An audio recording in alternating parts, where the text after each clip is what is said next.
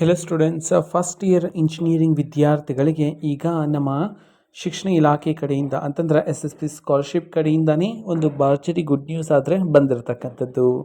ಬನ್ನಿ ಅದರ ಬಗ್ಗೆ ನಾವು ಈ ವಿಡಿಯೋದಲ್ಲಿ ಇನ್ಫಾರ್ಮೇಷನನ್ನು ತಿಳ್ಕೊತಾ ಹೋಗೋಣ.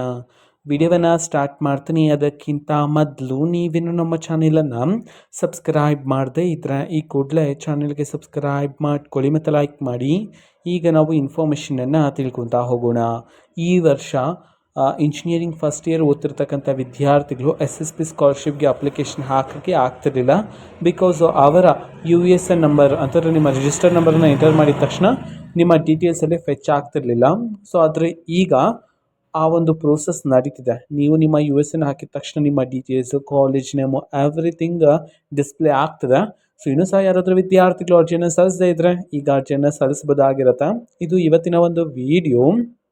ಮತ್ತೀಗ ನಾವು ಟೆಲಿಗ್ರಾಮ್, ಇನ್ಸ್ಟಾಗ್ರಾಮ್ ಮತ್ತು ಫೇಸ್ಬುಕ್ಕಲ್ಲೂ ಸಹ ಈಗ ವೀಡಿಯೋಸ್ಗಳನ್ನು ಅಪ್ಲೋಡ್ ಮಾಡ್ತಿದ್ದೀವಿ.